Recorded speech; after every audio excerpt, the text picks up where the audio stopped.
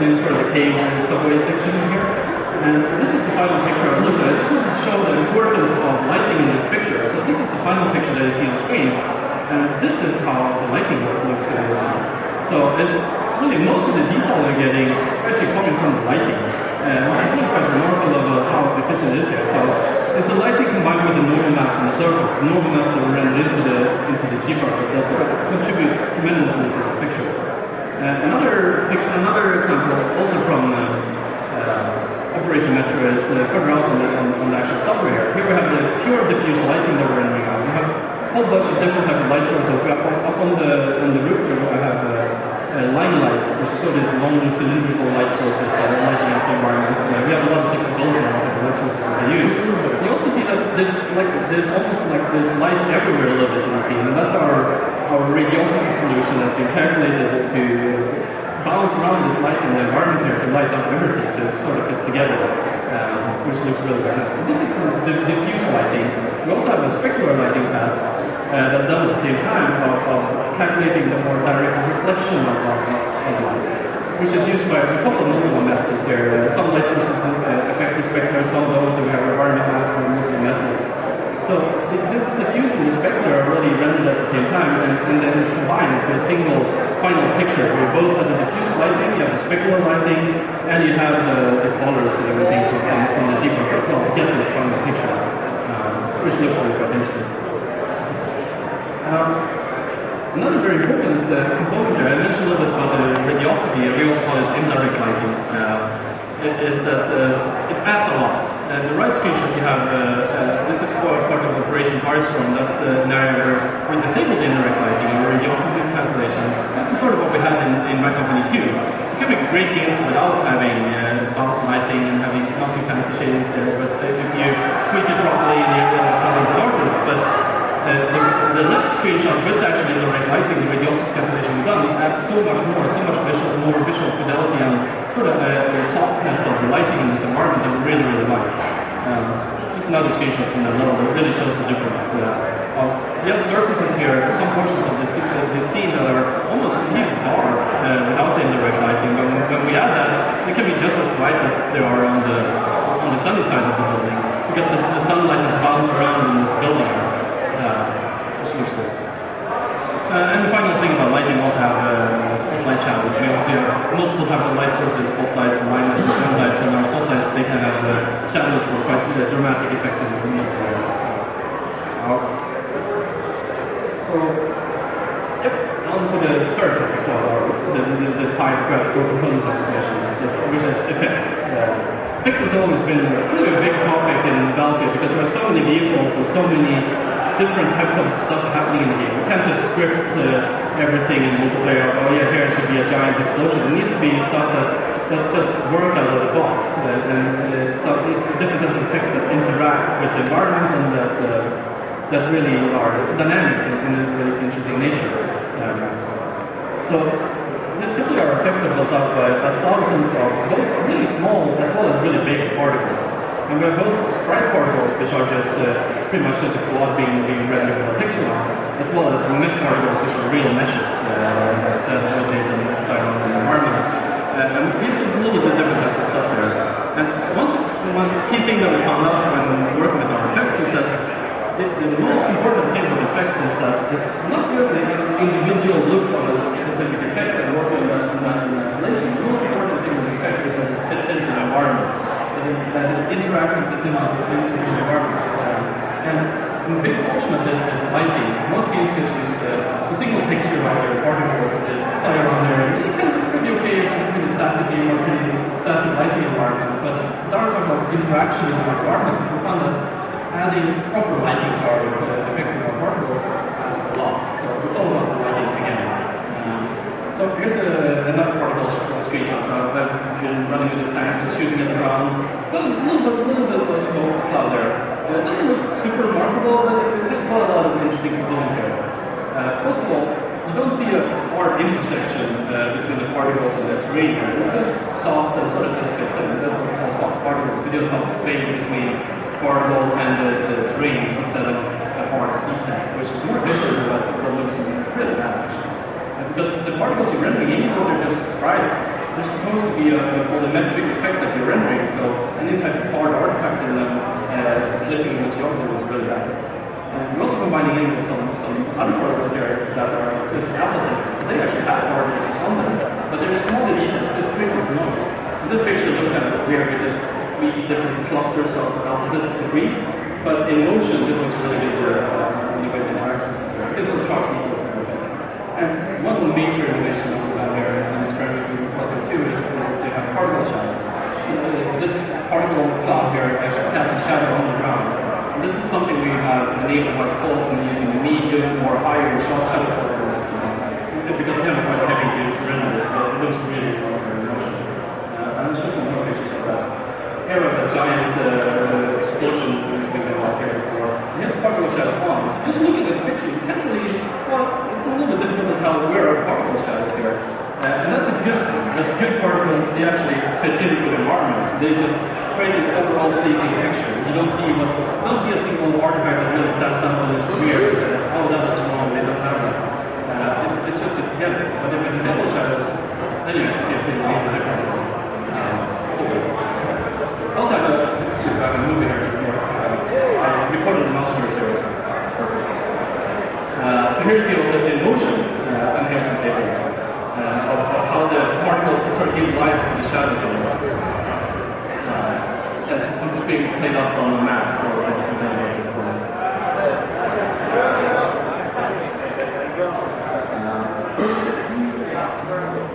Another aspect of particles and effects in general is lighting batch particles. I don't know if anything to do this except for us now, because we have a volumetric lighting system for our particles. So every particle we have in the environment can be lit by all of the light sources that are in the environment. And this really creates super interesting visuals, I think, it really fits in the particles. You have small muscles out there, and it's just suddenly, there's a very subtle effect of just lighting up the particles around it, because we have put a lot of type of mist particles around this environment. And here we have a big mortar with a tire on it, falling down and lighting up the environment around it. And here's just some small effects. This is also just yet another component that makes our lighting and our particles fit in together. It's really automatic after we implement all the code. It just really screen particles and any type of lighting marker we want to work. And it looks really cool in motion. Just as these particles can receive light, they can also cast light. So if we have light sources on some of our particles, not in that level that we within the visible, but on some of the important ones. So you can see here the entire tunnel here has been lit up by particles from the fire, but also the smaller fire up close also has this lighting up the environment around it. So it's also another aspect of this fire environment altogether. Here's an example of the particle that's pretty sweet in motion. Where you have these giant sand missiles going up and just lighting up their own smoke clouds behind them. Really proud of those visuals and effects that simply doesn't work. The artist just plays the light source so all of these are attempts that happen during gameplay also. There's playing game and having a big smoke cloud going up from a tank that's using smoke before. So smoke lasers in the lab, and then there's an explosion going off and everything. Perhaps it's not as spectacular as this effect, but this isn't only one. Oh shit. Let's see. That was awesome. Another small aspect of lighting. Now we have light sources that can cast light, they can receive light, and they can cast a shadow. It's also a traditional problem in many games that light sources don't receive shadows themselves. So you have the strong sun lighting up the particle. It's pretty easy to do, but then you also have areas of the scene, especially in urban environments, that comes to be super important as well indoor. That need the particles be able to be shadowed from the sun also. So we've done this all the time actually in Frostbite, and this was part of piece 2, but we find it further of casting a shadow on our particles. It's very apparent in many of the urban environments. If I were to just have shown you the picture in motion and playing theater, you wouldn't have seen it that much, but if I showed you the upper screenshot, you wouldn't have seen what's different about this. And when you disable the effect, it doesn't fit in at all. Here's you put everything together. These are the things that happen.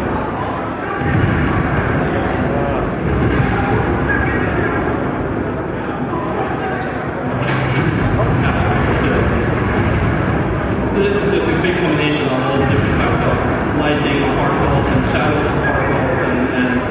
nice mountain particles in general. Good hit animation. Good work by the effective design. Okay. Let's move on to terrain. Terrain is really not a big aspect of all the basketball games that we always have. We always have large-scale terrains. And we're kind of returning back to that major heritage around 3 o'clock. Having a large scale at a basic view. So we have really quite vast view business on landscape. And not all landscapes, but many of the landscapes on like the operation parts that are over here. And this is made up by a couple of important components here. First of all, the memory requirements for having a giant arrays is actually can require a lot of memory, both for the height fields, but also for the textures, the normal maps, and all the type of detail you want to put in there. So we've developed a sort of hierarchical streaming system for our terrain. So you can seamlessly just move over the terrain and it streams in higher detail so it's closer to the joggers because you can't see all the detail in the distance. But at the same time as we did that, we really wanted to be able to see all these small type of mountains and detail in the distance of the terrain. Both on the actual silhouettes of the terrain, but also inside the terrain. And we did this, we implemented this by using sort of pixel normal maps. So we have this pretty high resolution height field, so we load in that we convert over to normal maps to be able to light them at the pixel level correctly. So that's why you still see all of the detail inside the mountains or on the sides of them. But we found that with the XLAN we can go even further there. So we can support for both tessellation and displacement mapping, so it sort of goes hand in hand with our terrain. It's really nice. Fit in very nicely in our operation with further detail on the terrain to keep our silhouettes in. So just another 10-year screenshot there of zoom in where you can see that. So you see a lot of detail there in general, but if you zoom in on it, so this is how it looks like when you're using the standard normal mapping. Let's look at this screenshot. It looks pretty good. It looks actually, the internals of the terrain look really good. But the silhouettes, we don't really have that many triangles to be able to keep correct silhouettes everywhere, especially when moving around dynamically in this environment. So the silhouettes are a little bit low risk here. But then when we have the displacement mapping instead, we try and really keep these high resolution height fields, keep the full detail we have on the edges here. And this is something we can only do on these levels, because we're rendering the terrain now with, instead of rendering with 100,000 triangles or something, we're rendering with 1 million triangles. That's really stuff. Good performance, actually. It's really good with all the detail and details. So this is enabled with the terrain filter setting in there. When you set it to high or you set it to ultra. It's not really apparent from all levels though, like configuration metro, even if you displacement mapping there, it doesn't really matter because it's just a flat park area. But these type of mountainous levels, it's Hey, Johan, just to clarify, is that tessellation? That's displacement mapping, yes. Tessellation and displacement mapping, yeah. Another really important aspect of terrain is not just the geometry. If you have a lot of geometry, if you have a million titles on the terrain, it doesn't really look like a terrain. You need good textures on the terrain. You need a good way of shading and rendering the terrain. So with that everything. I said that everything. Texture, which is a method of combining tons of different types of textures and many layers of terrain sort of in a semi-procedural fashion across our terrain and render them into a virtual texture. This is not really the same thing as the mega texture, because they just load giant textures. Here we're instead generating these textures in-game. So there's different pros and cons with both of these approaches.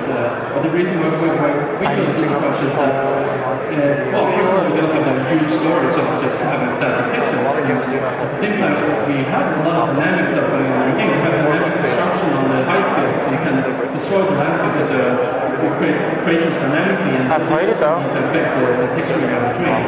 And this is also in general actually an optimization because we can take, instead of rendering for every pixel, rendering different layers of the terrain inside the shaders, combining multiple textures and multiple type of noise functions. AutoCP hates it. Orchestrated effects in order to create different materials. We can just do that once and then render it into a texture and then we use that texture. Not we use it for the entire game, but we use it for perhaps 100 times. So we save a lot of performance with this method also. And it enables us even longer view distances that we're keeping this detail. It's not just detailed texturing that's happening only up close and then it's just a column map, which is what we did in BFQ. And here you can actually see the tiles that are running in the screen. This is seamless in actual game systems visualization to see that there's different resolutions. Up close it's high resolution, and in the distance it's low resolution. But in practice you should see this very much. And this is also applicable with the terrain quality set in the game, where on ultra we just crank this up a lot more, and on low just keep it it's going to be uploaded like March probably. But it still looks pretty good. So these tiles that we're going to do are really 256 by 256 tiny pictures that we generate out. Once you move closer to an area, we split it up and generate out high resolution pictures. We have more tiles there. And then we also compress them in real time to DSD5, which saves quite a bit of memory, so we store them out in DSD5 instead of uncompressed pictures. So we let the GPU compress them. And here's sort of a big atlas of all of these sort of half-random mess of small picture files that we store in the giant picture that we then use later on. The left one is, I think, is the height field, and the middle one is the color map you see here, sort of matches the color. And the green one is very difficult to see here, but it's the normal maps in the 3D cache out because we have a lot of normal detail.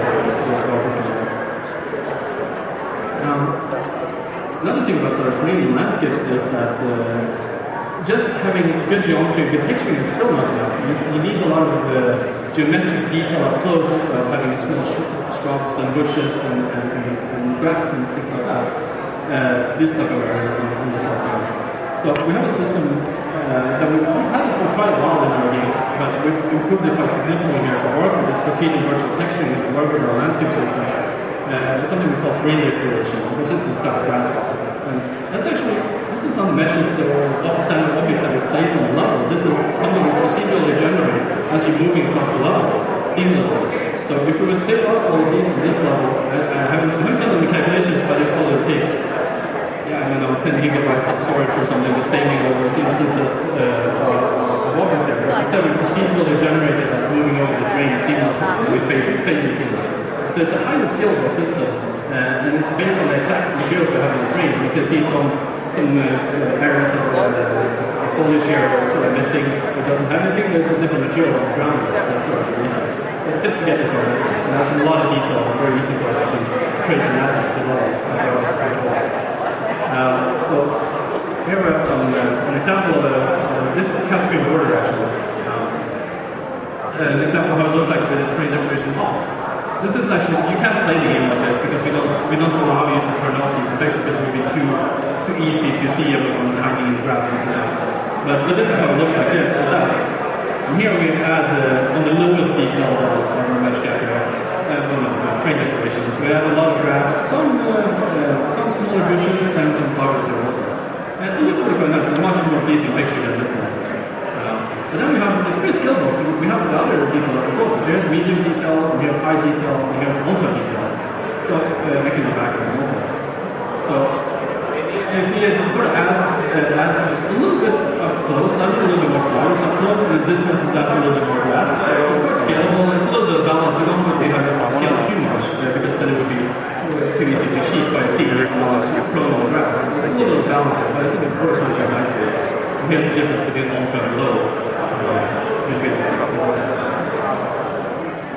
Okay, so the final graphical component that I was talking about for Game 3 is post-processing.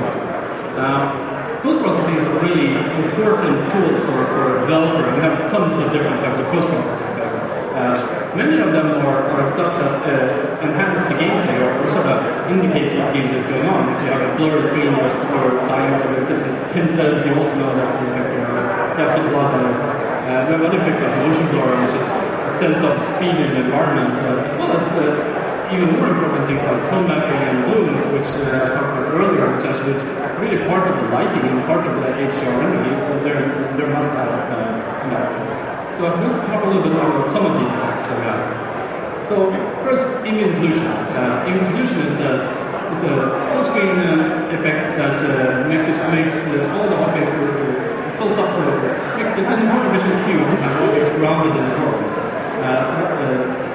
So this is a cheap version of the inclusion that we've added for Frostbite 2 for people with a little bit lower end graphics cards, which is standard necessary.